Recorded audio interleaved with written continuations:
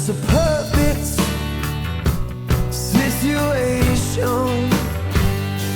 Hello, this is Liz. Welcome to my little urban homestead. Doing several things. One camera is just coming up to temperature now.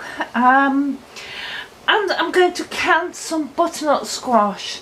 This is the one that I'll be canning, but I've also got this one that I'm going to cut up and we're going to have for tea tonight. So this one I'm just going to cut in half, de-seed, and it'll go on top of the veg that you see there. This one I will peel and then cut up, and it's fairly easy to peel it. You just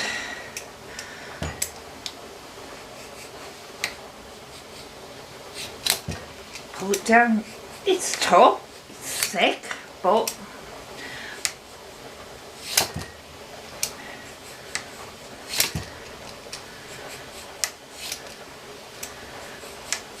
I aren't bothering to peel the smaller one because that will get cooked in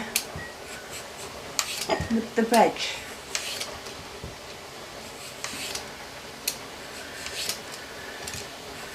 But as you know, I don't do just one thing, I do several.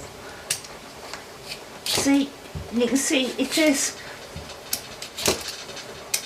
a bit of a pain, but it is doable. Sorry about the noise in the background. My 16-foot Presto is going with beef stew in. And I've cut up some of the butternut squash. Watch your fingers when you do this. You want them into about 1-inch pieces. Now, the reason I'm carrying this now is because if I want to make the beef stew, or I make pork stew, make it go further, I'll add a jar of butternut squash to it, and that sort of melts into the juice. You don't have chunks, it melts into it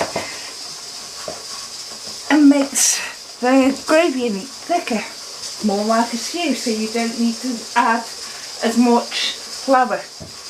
But as I said, you can also make this into butternut squash soup, which I will be making some of it into. So I'm going to be carrying it 2 ways. So they're about inch chunks.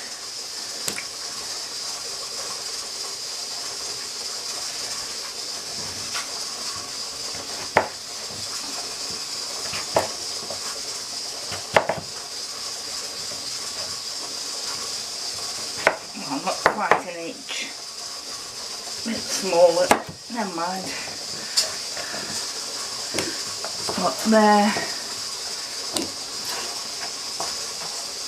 We have to move this out of the way.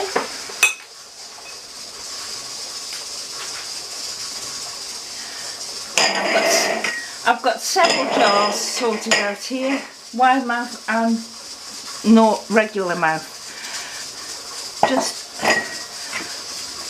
put your butternut squash in,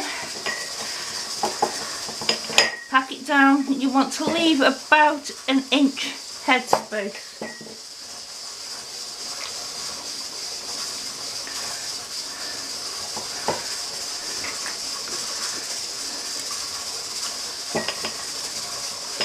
And this one big one should do all of them.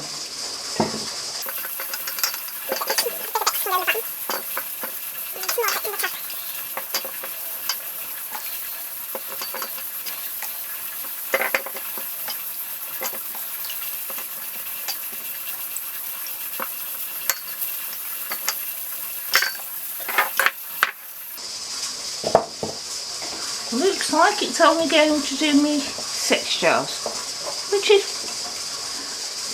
fair enough. No, 7.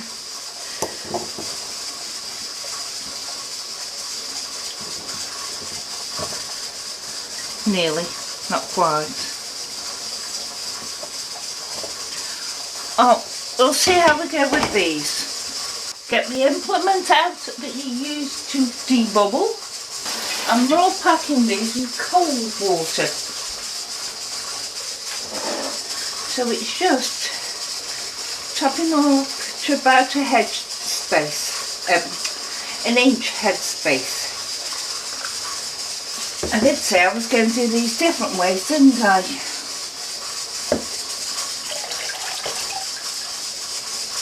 So that hasn't got water in. That hasn't got water in.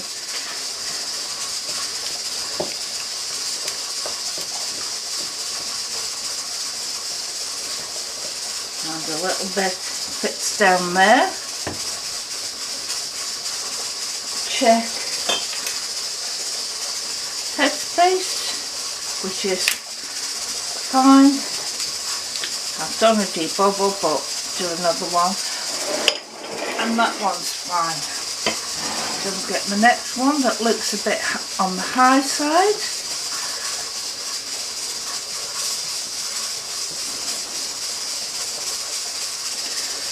Is it? Oh yeah, low side. Get that big one out. And replace it with one that's a bit smaller. Check my headspace now. Still loads out.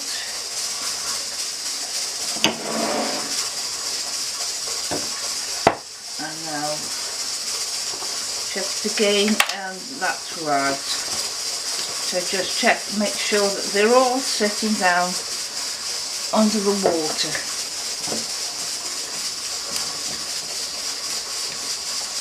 I'm doing these in wide mouth tanks because it's easier for me.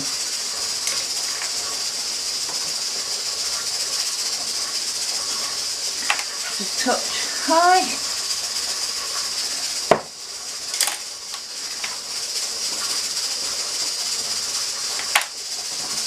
Still touch, that's it, that'll do. And what I'm going to do with these 3.5, say, it's beef, bone and vegetable broth. So I'm going to put it in these, and then I can use these as they are, just mash it up, whisk it up, or you know, in any way you like, and then it becomes butternut squash soup. Oops.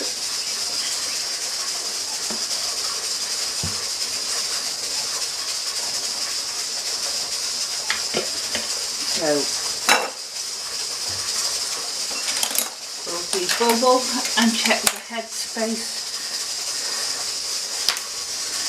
with these, and I'll finish these off in the other jars and putting the rest of the broth in.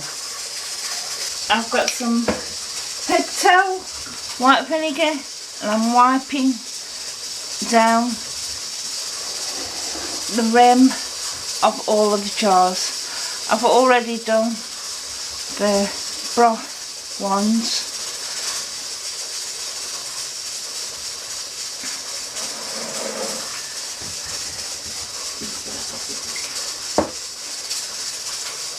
As this is cold water, and these are cold jars, I'm putting them in a cold canner with the correct amount of water in and a splash of vinegar.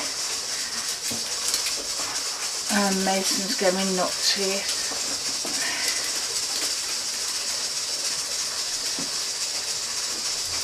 There you are, that's them done. Tatler. Lid and gasket on.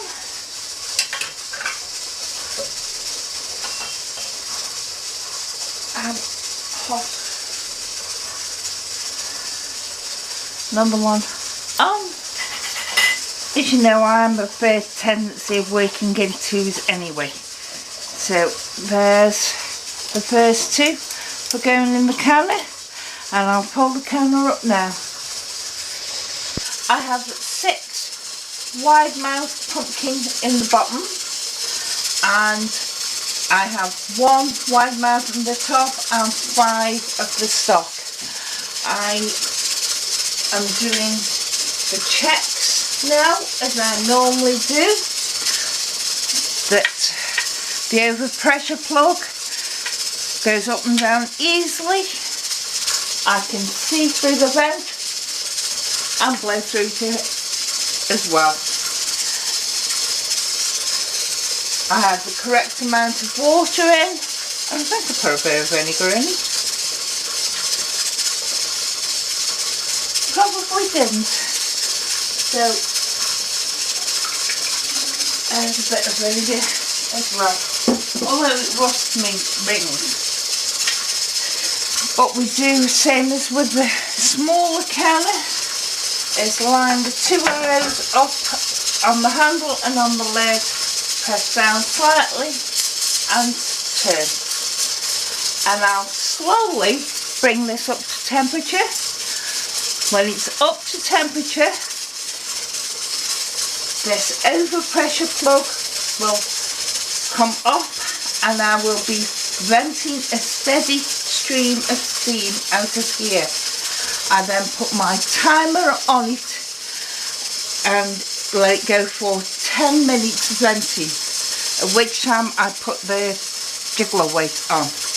I'm doing these with the jiggler weight, which is at £10 for my elevation, and I'll be doing it for 55 minutes in total. But I need to slowly bring this up now. And that is a lovely sight. 2 cannons on the go.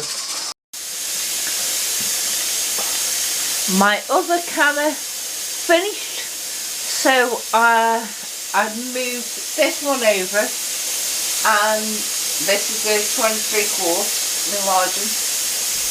It had its 10 minutes venting, which means when it came up to temperature, the overpressure plug at the back lifted up and I was getting a steady stream of steam out of here.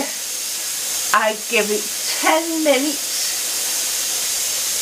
to vent completely, and it's had that. So now what I do is we put the weight on it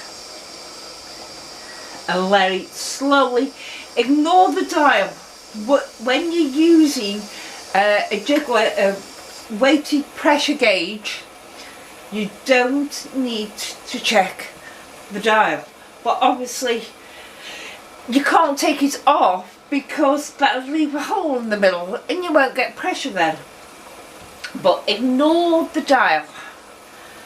This is what we're going by. So we'll let it come up to pressure, and when this starts doing a dance, we can start the time. And I'll bring you back then. As you can see, it's now coming up to pressure.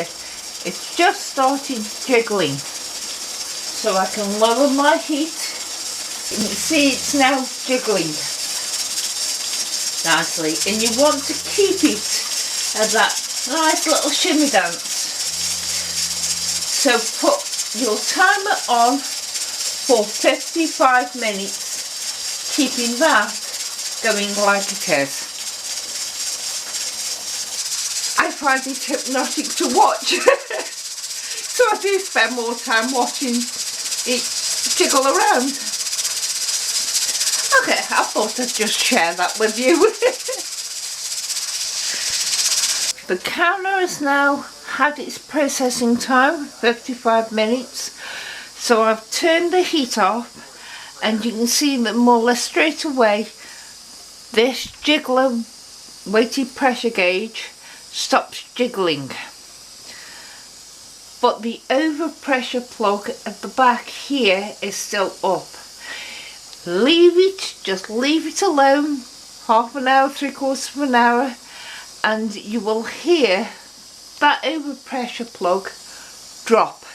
When that drops, you know should be no pressure inside, and you can remove your jiggler weight.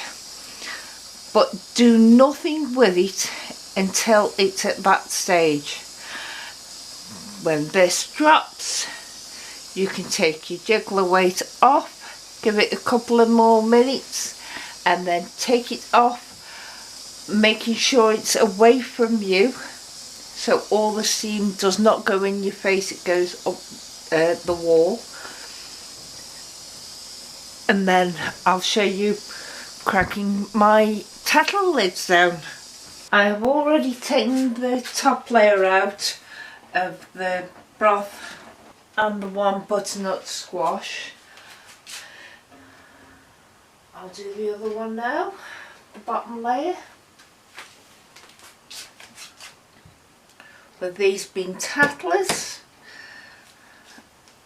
I have to tighten the bands down. Butternut squash in broth, I think.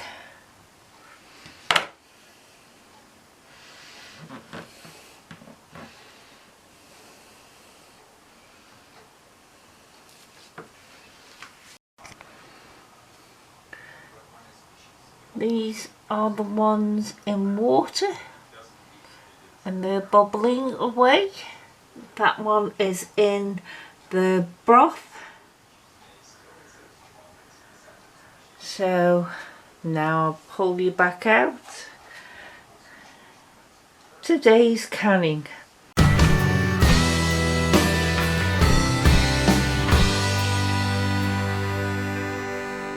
It's a perfect situation.